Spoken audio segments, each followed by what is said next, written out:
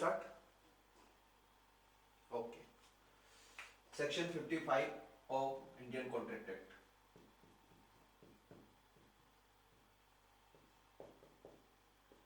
Indian contract act है ना, यहां पर अपन देख रहे थे क्या बताता है सेक्शन 55। ये बताता है अपने को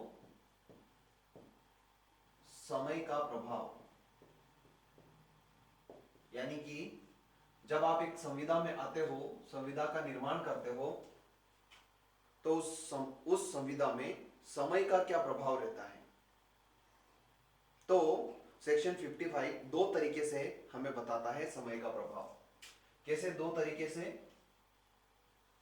पहला तरीका तो यह है कि अगर जो पक्षकार हैं, जो पार्टियां हैं, उनका इंटेंशन कैसा था कि वो समय को ही मर्मभूत बनाना चाहते थे, उस संविदा का आधार बनाना चाहते थे, तब उस संविदा में समय निकलने का प्रभाव क्या होगा। और दूसरा प्रभाव क्या है कि समय तो उन्होंने ऐड कर दिया था, लेकिन समय को ही आधार नहीं बनाया था संविदा के लिए, तब उसका प्रभाव क्या होगा। ये दो भाग में हमको बताता है सेक्शन 55। पहला क्या बताता है, जब समय मर्मभूत हो, है ना, किसी संविदा में समय मर्मभूत हो।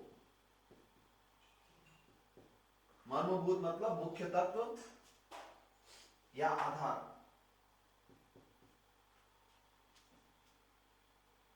तब संविदा का क्या प्रभाव होगा, इस समय का क्या प्रभाव पड़ेगा संविदा पर, है ना।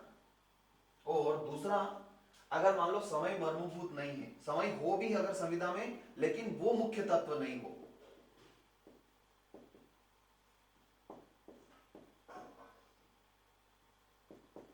तब संविदा का या समय का संविदा के ऊपर क्या प्रभाव पड़ेगा, ये हमें देखना है। सेक्शन 55 इन्हीं दो बातों के बारे में हमें बताता है। तो सेक्शन 55 हमें बताता है कि अगर समय मर्मभूत है और उस संविदा पर पक्षकार द्वारा संविदा का उस समय पर पक्षकार द्वारा संविदा का पालन नहीं किया जाता है, तो संविदा जो है वो शून्यकरणीय होगी।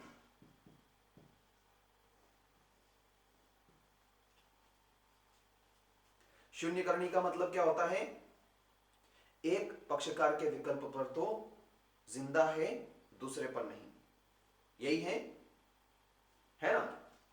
तो इसका प्रभाव क्या है, अगर समय मर्मभूत है, यानी कि यह बोला गया था कि ठीक 2 महीने बाद जो भी तारीख तय हुई थी वहां पर आपको पालन करना है, एक बार वो समय निकल गया, तो अब जो जिसके लिए आपको वो संविदा पालन करनी थी, उस पक्षकार के यानी वचन ग्रहीता के विकल्प पर अब वो शून्यकरणीय है। शून्यकरणीय कहने का मतलब क्या है, अब अगर वो चाहे तो बाद में आपको अनुमति दे दे पालन करने की, नहीं तो नहीं देगा, ठीक है। और जब भी कोई संविदा शून्यकरणीय होती है तो हमें दो प्रोविजन पढ़ने हैं। सेक्शन 64, जिसमें अगर जो पक्षकार शून्यकरणीय कर रहा है यानी वचन ग्रहीता, उसने कोई फायदा प्राप्त कर लिया था तो उसको लौटाएगा, यानी कि प्रत्यावर्तित करेगा। ये हम देख चुके हैं, सेक्शन 64 है ना,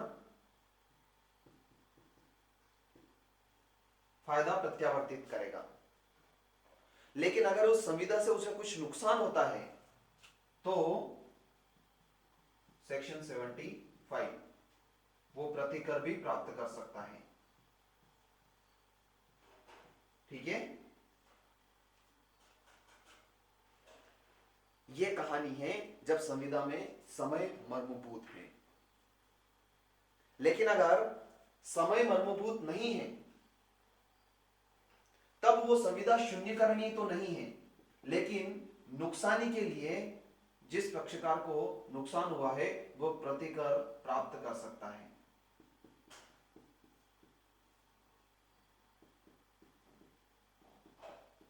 ये इसका प्रभाव है, क्या कि वो शून्यकरणीय तो नहीं होगी, क्योंकि समय पर आधार होकर के हमने संविदा का निर्माण नहीं किया, इसलिए वो शून्यकरणीय तो नहीं है। थोड़ा आगे पीछे हो जाएगा तो चल जाएगा, लेकिन अगर उस वजह से कुछ नुकसान हुआ है,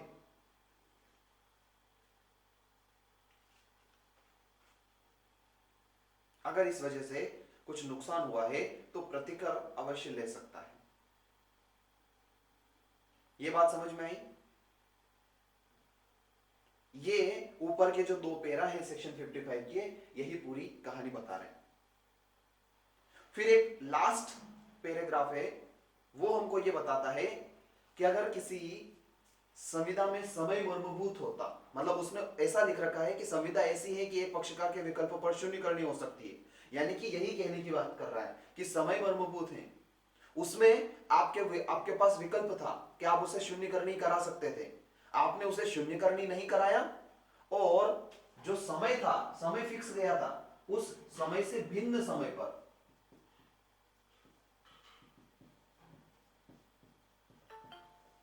आपने उस समय से भिन्न समय पर संविदा का पालन करा लिया कि ठीक है, अपनी तारीख 25 तारीख की बात हुई थी, 25 फरवरी को तुम कॉन्ट्रैक्ट परफॉर्म कर देना, 25 को नहीं कर पा रहे हो तो 27-28 तक कर दो, यानी कि उससे भिन्न जो समय तय हुआ था उससे भिन्न समय पर तुमने संविदा का पालन कर लिया।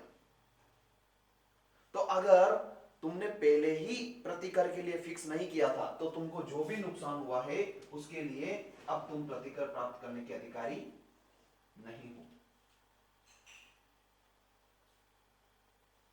ये बात समझ में आई? बहुत बढ़िया। देखो प्रोविजन क्या बोल रहा है सेक्शन 55, आ जाओ यहां पर। सेक्शन 55, उस संविदा में जिसमें समय मर्मभूत है, नियत समय पर पालन नहीं करने का प्रभाव। जबकि किसी संविदा का पक्षकार या एक पक्षकार किसी बात को विनिर्दिष्ट समय पर या उससे पहले या किन्हीं बातों को विनिर्दिष्ट समय पर या उनसे पूर्व करने का वचन दे, और ऐसी किसी भी बात को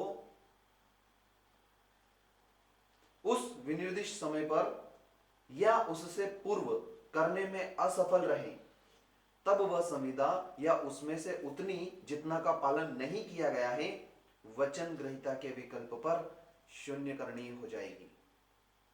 शून्य करनी मतलब वचन ग्रहीता चाहे तो आगे उसका पालन करवा सकता है, अन्यथा जिसने वचन को तोड़ा है, पालन नहीं किया है, वचन का अपालन किया है, उसके विकल्प पर तो अब कुछ नहीं हो सकता है।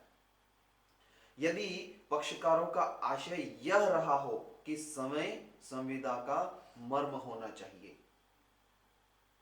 पहली कंडीशन, जब यह डिसाइड हुआ था कि समय मर्मभूत है या समय संविदा का मर्म है, तो उसके विकल्प पर वो शून्य करनी होगी। ठीक है? लेकिन कब? जब पक्षकार का इंटेंशन था कि समय मर्मभूत होना चाहिए। किस स्थिति में? जब उस समय पर या उससे पहले उस संविदा का पालन नहीं कर दिया हो। यह है आपका पहला पैराग्राफ। फिर दूसरे पैराग्राफ पर आ जाओ, वो क्या बोल रहा है? जब समय मर्मभूत नहीं हो, है ना, दोनों बातें। देखो, ऐसी सफलता का प्रभाव जब समय मर्मभूत नहीं है।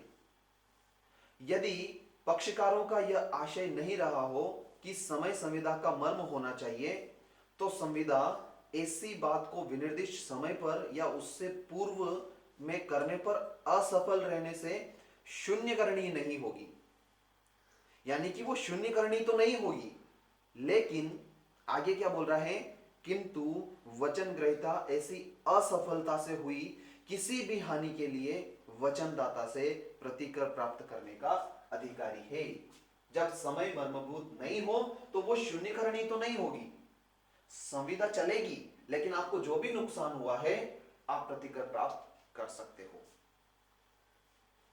ये दोनों कहानी है, जब समय मर्म है, जब समय मर्म नहीं है। अब एक लास्ट पैराग्राफ है, वो हम इससे जुड़ता है, समय मर्मभूत हो, इस कहानी को आगे बढ़ाता है।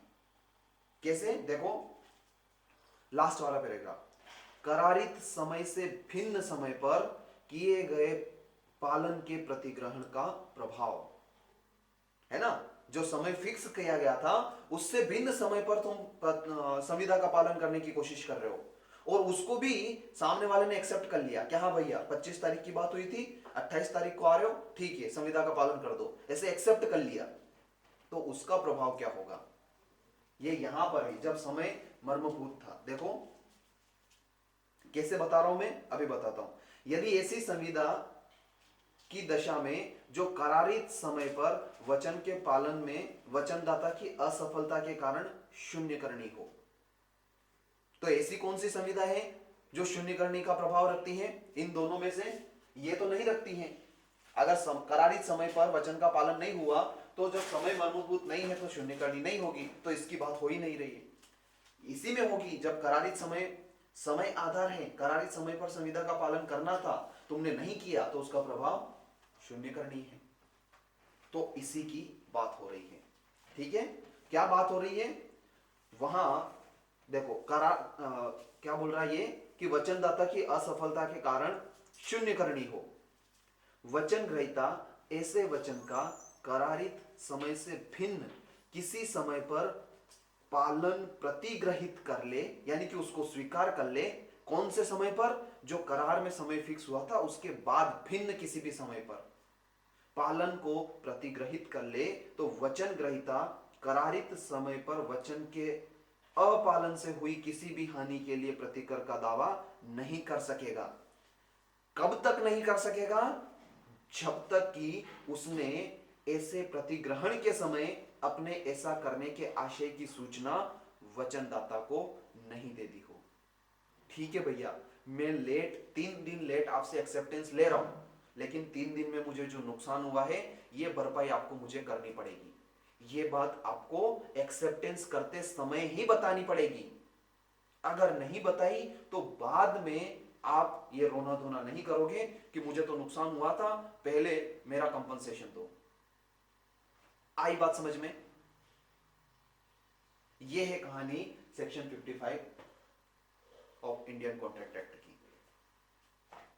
ठीक है।